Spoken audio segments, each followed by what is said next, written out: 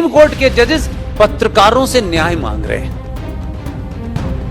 ये कहीं सुना आपने आज तक? आपको याद है ना वो सीन, सुप्रीम कोर्ट के प्रांगण में चीफ जस्टिस से लेकर के लोग उस पर अपनी बात रख रहे हैं, अपनी बात बताई जा रही है। भारतीय जनता पार्टी का कार्यकर्ता रहा हूँ, अलग अलग दायित्वों में रहा और आज चौराहे पर मऊ पुलिस ने मेरे बच्चे के साथ जो बर्बरता की है, ऐसा लगता है कि कोई मुझे मार डाले, नहीं ऐसी कर दे। दोस्तों, कई महत्वपूर्ण खबरें हैं। आज की खबर यह है कि वक्फ संशोधन कानून के खिलाफ एक बड़ा ऐलान किया गया। उस ऐलान को आपको समझना होगा कि मुसलमानों की तरफ से ऐलान है। तो वहीं जो मसला अभी हाल ही में सुप्रीम कोर्ट को लेकर शुरू हुआ है, उसे लेकर एक ऐसा दावा है जिसके बाद आप समझ जाएंगे कि इस पूरे खेल में कौन कौन लोग शामिल हैं और जब उनके मुफीद निर्णय या फैसले नहीं आते तो वो कैसे बौखला जाते हैं। कई मुलाकातें भी आपको दिखाऊंगा। ये मुलाकातें इसलिए चर्चा में हैं, जब हमारे वाले वहां जाते हैं तो वहां उन्हें लेने के लिए एक दरबान खड़ा रहता है, लेकिन जब उनके वाला कोई भी अदना सा प्यादा आता है तो दिल खोलकर उसकी स्वागत सत्कार किया जाता है। एक एक तस्वीर आपको दिखाने जा रहा हूं कि कैसे झूठ का प्रपंच पूरा रचा गया है। द लाइव टीवी पर आपका स्वागत है। मैं हूं प्रज्वल गौतम।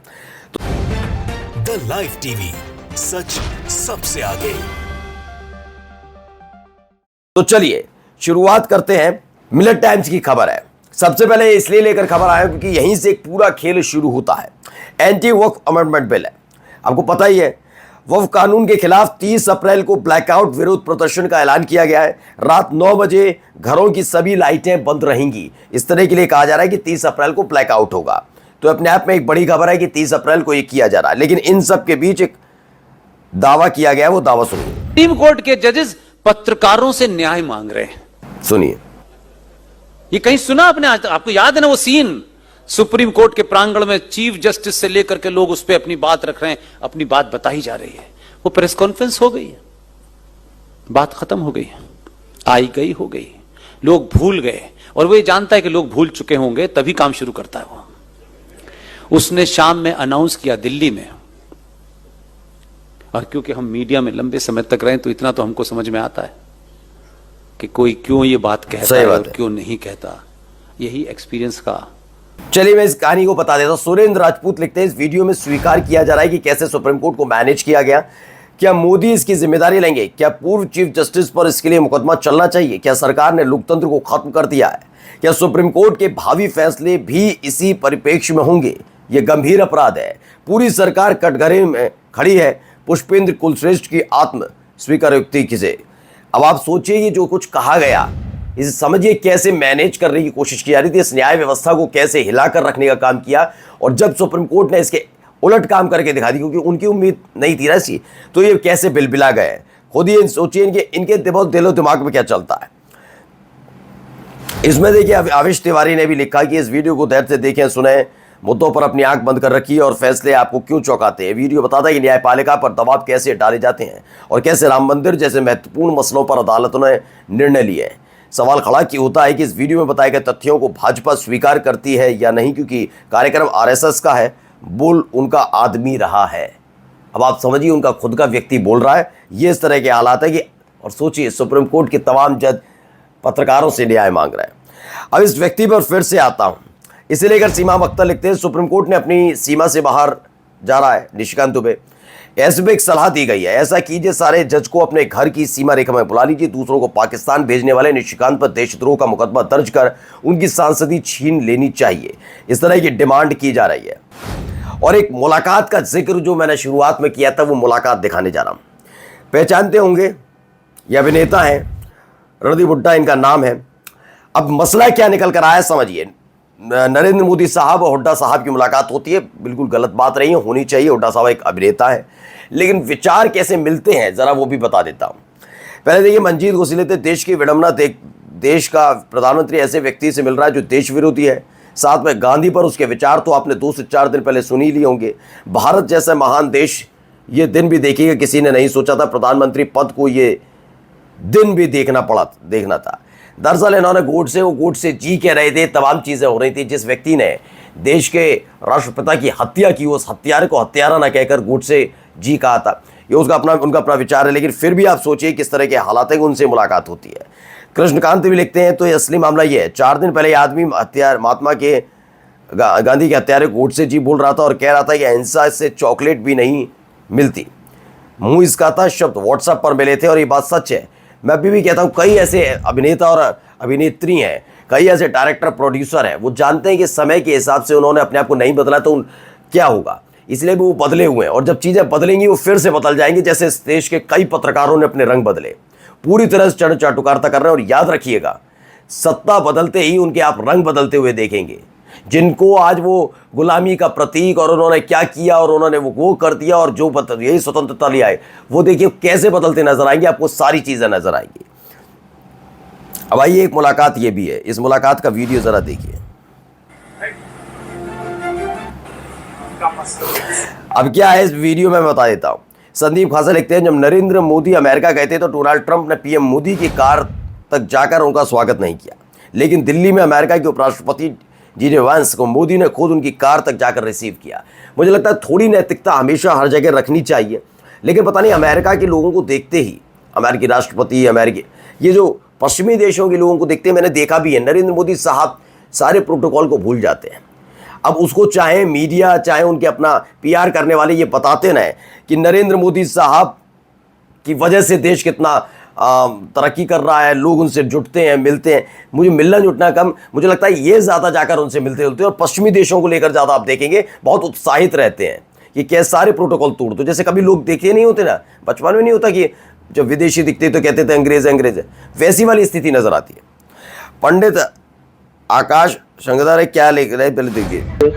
भारतीय जनता पार्टी का कार्यकर्ता रहा हूँ, अलग अलग दायित्वों में रहा हूँ, और आज चौराहे पर मऊ पुलिस ने मेरे बच्चे के साथ जो बर्बरता की है, ऐसा लगता है कि कोई मुझे मार डाले, नहीं ऐसी कर दे मेरे बच्चे के साथ इस तरह की बर्बरता। अब ये कौन है?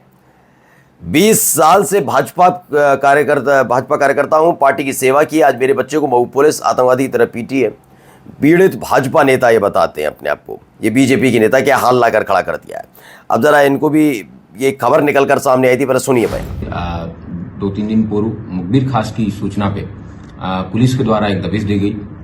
मुखबिर के द्वारा बताया गया था कि मेरठ के सोतीगंज में जो पहले गाड़ियां कटान होती थी, उसी तरीके की चोरी की गाड़ियों का कटान है वो थाना कैलादेवी क्षेत्र के गोडाउन में हो रही है। उनके द्वारा यह भी बताया गया कि यहाँ पे पूर्व में कुछ दिन पहले हरियाणा पुलिस की कार्रवाई भी हुई थी, जो कि बिना पुलिस के संज्ञान में हुई थी। अरे जिनकी यहाँ कार्रवाई हुई है उनके बारे में बता देता हूँ। ये देखिए, ये मुलाकात होती है, ये बीजेपी उपाध्यक्ष राजेश सिंघल और कपिल सिंघल दोनों मुलाकात करते हैं। देखिए, योगी आदित्यनाथ के ऑफिस से भी बाकायदा बताया जाता है कि उत्तर प्रदेश के क्षेत्रीय उपाध्यक्ष राजेश सिंघल से मुलाकात हुई। कौन है ये लोग, क्या है, मैंने बता देता हूँ खबर क्या है। बीजेपी नेता के भाई की फैक्ट्री में कटती थी चोरी की गाड़ियां। संभल की में पुलिस ने यूपी बीजेपी उपाध्यक्ष राजेश सिंघल के भाई कपिल सिंघल के स्क्रैप फैक्ट्री पर छापा मारकर वहां से 100 से ज़्यादा चोरी की गाड़ियों के पार्ट्स बरामद किए हैं, और ये मुलाकात भी इसी दौरान हुई थी। अब आइए एक चीज़ दिखा दो। Banker of commercial bank of Qatar के हैं, देवासुरम है। अब देवासुरम क्या कहते हैं, मैंने एक डिसाइड किया है। क्या किया है, क्या कह रहे हैं, पढ़िएगा। I have decide not to purchase from any Muslim और wouldn't hire any Muslim in my company. ये देवासुरम कहते हैं, और कहाँ रहकर कह रहे हैं, कतर में। और कंपनी का मतलब ये काम खुद करता है, बैंकर है ये आदमी, कमर्शियल बैंक ऑफ कतर में। कतर कौन सा घनघोर सनातनी देश तो है नहीं, है तो मुस्लिम राष्ट्र है ना कतर। और वहाँ पर ये अगर कतर में सामान नहीं खरीदेगा व्यक्ति, मुसलमानों से खाएगा क्या बेचारा। मतलब इतना ज़्यादा नहीं होना, इमोशनल हुई है लेकिन ओवर मत हुई है भाई साहब। कतर में रहते हैं मुसलमान से सामान एक गजब है एकदम। वैसे तो मुझे लगता है इसकी ओवर एक्टिंग के भी पैसे कटने चाहिए। ये ओवर एक्टिंग करता नजर आए, भूल गया कि इसने जहाँ लिख रहा है उसके ठीक ऊपर ही पता लिख रहा है इसका। अब एक और खबर निकल कर आ रही है, ये जो तमाम चार्ज है, स्प्राइट है, कोकोला है, पेप्सी है, उनके लेकर रेट के बारे में बताया जा रहा है कैसे कम दामों में मिल रहा है। ये आयशा मस्जिद खान लिखते, बॉयकॉट की वजह से 20 वाला सामान 10 में मिलने लगा, फ्री में मिले तब भी ऐसी चीज़ों को हाथ नहीं लगाना। अब आइए पॉस्को एक्ट की बात कर लें। दरअसल क्या हुआ कि तमिलनाडु से खबर है, पॉक्सो एफआईआर रजिस्टर्ड हुई है किसके खिलाफ, स्टाफर है ईशा फाउंडेशन स्कूल से। ईशा फाउंडेशन स्कूल के बारे में आप जानते ही, इनसे जुड़ी हुई है। सदगुरु के नाम से ये विख्यात है और क्या क्या कैसी कैसी चीज़ें वहाँ पर होती थी वो पता लगा कि दबाने और छुपाने की कोशिश की गई, लेकिन अब चीज़ें निकल कर सामने आ रही हैं। अब दो चेहरा तो उनका भी है, तो दो चेहरे इधर भी देख लीजिए। काल की इससे बेहतर शुरुआत नहीं हो सकती है। जी। सिर्फ 3 साल के भीतर जल जीवन मिशन के तहत 7 करोड़ ग्रामीण परिवारों को पाइप के पानी की सुविधा से जोड़ा गया है। अब देखिए ऐसे जोड़ा गया, देखिए दूसरे पानी के लिए जोखिम जान है। ये 22 अगस्त को या 2022 अगस्त में था और ये देखिए 2003 साल बाद की तस्वीर है। और उसके बाद भी सोचिए प्रधानमंत्री, मैं ये नहीं कहता कि आपको अपनी जब किसी चीज़ की शुभारंभ करते हैं तो आपको बोलने का अधिकार नहीं है, लेकिन कम से कम उसकी हकीकत जाननी चाहिए। लेकिन इनको डींगे आंकनी आती हैं। डींगे कैसे आंकनी है? मैंने कोई प्रोजेक्ट देखता हूँ तो मैंने ऊपर सैटेलाइट लगा रखी है। ये व्यक्ति मतलब सारी चीज़ों को मतलब बचपने वाली बातें होती है, कोई प्रधानमंत्री वाला खेल नज़र नहीं आता, कोई मेच्योरिटी वाली बात नहीं नज़र आती। आप जो बयान देते हो उससे ऐसा लगता है लड़कपन टाइप की बातें होती है ना, वैसी कि दो लड़के आपस में खड़े होकर बातचीत कर रहे हैं और अपनी अपनी डींगे आंक रहे हैं। ये वैसी डींगे आंकते हैं, इनका क्या लेना देना, कोई मतलब नहीं। अब देखिए इस आदमी को देखिए, इन्होंने एक बात कही है, इन्हें हिंदी ने इनकी खबर छपाई, राहुल गांधी विदेशी भूमि पर जाकर वही कर रहे हैं जो कई दफ़ा दशकों से करते आ रहे हैं। अच्छा, भारत का अपमान हो ये कोई नई बात नहीं। ईडी ने अपनी चार्जशीट में राहुल गांधी और सोनिया गांधी के नाम का उल्लेख किया है। देश को लूटने के लिए उन्हें जेल भी जाना पड़ सकता है। इस बीच कांग्रेस पार्टी पूरे देश में अशांत माहौल बनाने का प्रयास कर रही है। जो लोग 50,000 रुपये की जमानत बाहर हैं, अगर उन्हें लगता है कि विदेश जाकर वहाँ बोलकर ऐसे इस महान लोकतंत्र की छवि को नष्ट कर सकते हो, पूरी तरह गलत है। बिल्कुल मैं कहता हूँ किसी को नहीं बोलना चाहिए। अब देखिए इसी में कृष्णकांत कहते हैं, रविशम पहले तो ये बताए कि महाराष्ट्र में बालिग जनसंख्या की ज़्यादा वोटर कहाँ से आए। ये निर्लज संघी चाहते हैं कि सारी संस्थाओं पर कब्जा करके देश का लोकतंत्र लूट लें और विपक्ष आवाज़ भी ना उठाए। उस पर बातचीत मत करिए। जो सर अब अगर इतना ही ज्ञान है तो इनके बारे में बता दो पहले। मैं था जब लोग यार पता नहीं पिछले जन्म में क्या पाप किया था, हंस रहे हैं लोग, देखो हिंदुस्तान में पैदा हुए। ये कोई देश है? ये कोई सरकार है? अब सोचिए इन्हें सरकार पर हमला बोलना था और उस समय किस पर बोला था? चीन में जाकर क्या बोला था, देखिए चीन में भी वही बात है। छोड़ो यार, डूब गए, कुछ होगा नहीं। अरे भगवान बचाए भाई, पता नहीं पिछले जन्म में क्या पाप किए हम हिंदुस्तान में पैदा हुए। देखा, ये चीन में बोला था। अभी आप और सुनाता चल रहा हूं, ये आदमी ऐसे ही है।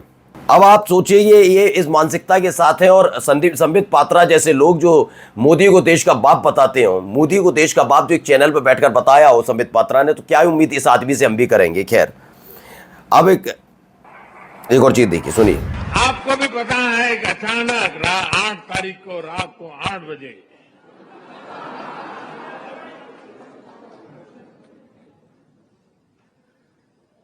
$500 और 1000 की नोट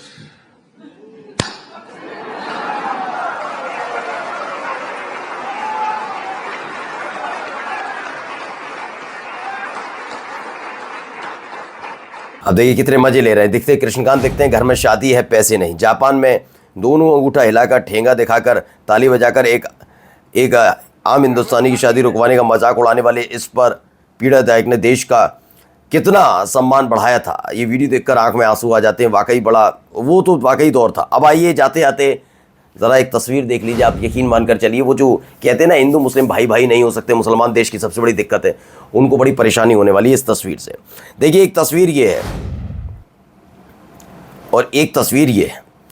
और ख़ास बात क्या है कि अंसारी परिवार और चक्रवर्ती परिवार ने एक ही मंडप में शादी की है। जी हाँ, ये नहीं कह रहा हूँ कि हिंदू मुसलमान की शादी हुई, ना, हिंदू मुसलमान परिवार साथ आए, उन्होंने एक ही मंडप में शादी की। तो भाई एक मंडप में हिंदू मुस्लिम दोस्त की शादी की तस्वीर भी आ गई है। अब्दुल रऊफ और विश्वजीत चक्रवर्ती 40 साल पुराने दोस्त हैं और अपने बेटों की शादी एक मंडप में की। यूनुस का निकाह हुआ, सौरभ के फेरे लगे और ये इस तरह की तस्वीर भी निकल कर सामने आई। देखिए ये तस्वीर भी निकल कर आई है।